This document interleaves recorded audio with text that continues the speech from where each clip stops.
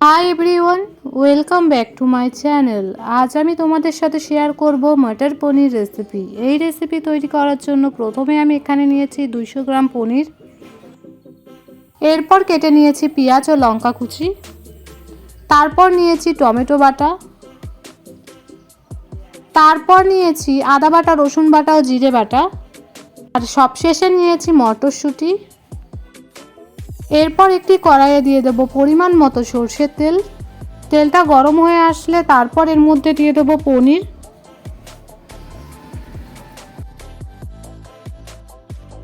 পনিরগুলোর এক পিঠ আমি লো ফ্লেমে 2 মিনিট মতো ফ্রাই করে নেব। এরপর পনিরগুলো উল্টে নেব। এরপর ঠিক একই রকমভাবে 2 মিনিট উল্টো পিঠও ভেজে নেব। তারপর আবারও নেড়ে চেড়ে নেব। পনিরগুলো এখানে আমার ভাজা হয়ে গেছে প্রপার। তারপর আমি একটি প্লেটে তুলে নিয়েছি। তারপর ওই তেলে দিয়ে দেবো একটি তেজপাতা ও দারচিনি, আর দেবো অল্প পাঁচফোড়ন। সব কিছু কিছুক্ষণ ফ্রাই করে নেব। তারপর দেবো পেঁয়াজ ও লঙ্কা কুচি। তারপর সব কিছু বেশ ভালো করে মিক্স করে নেব।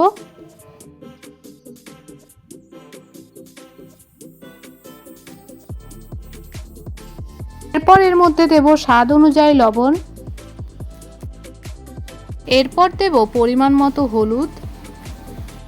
তারপর সব কিছু বেশ ভালো করে নেড়ে চেড়ে নেব।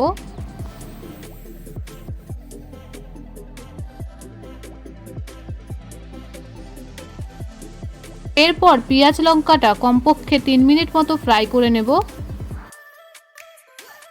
পেঁয়াজটা গোল্ডেন করে ফ্রাই করার পর এর মধ্যে আমি দিয়েছি রসুন বাটা, আদা বাটা ও জিরে বাটা। সব মশলা আমি এখানে 1 চামচ করে ব্যবহার করেছি। তারপর সব কিছু বেশ ভালো করে মিক্স করে নিলাম। তারপর এর মধ্যে দিয়েছি অল্প মশলা ধোয়া জল দিয়ে আবারও সব কিছু বেশ ভালো করে মিক্স করে নিলাম। এরপর মশলাটা কষিয়ে নেব 4 থেকে 5 মিনিট মতো।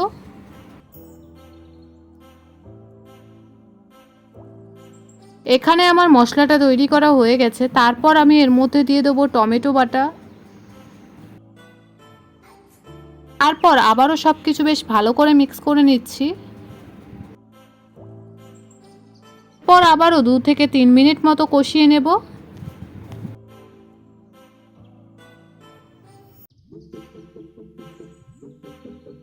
এরপর দিয়েছি আমি এখানে 1 চামচ লঙ্কার গুঁড়ো।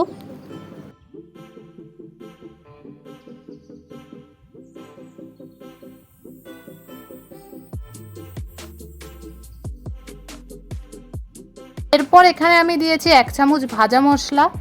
এই ভাজা মশলার মধ্যে আমি ব্যবহার করেছি ধনে গুঁড়ো, জিরে গুঁড়ো, লবঙ্গ ও মৌরি।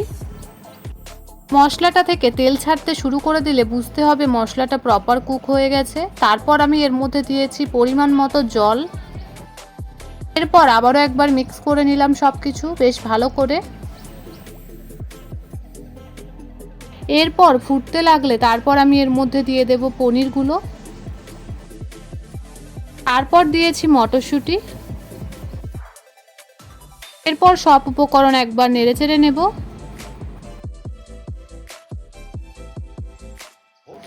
এরপর ফুটিয়ে নেব কমপক্ষে 4 মিনিট মতো।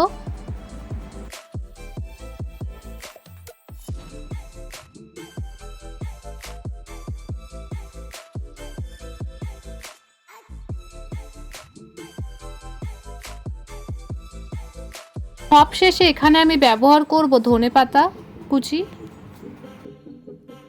তারপর আবারও একবার নেড়েচেড়ে নিলাম।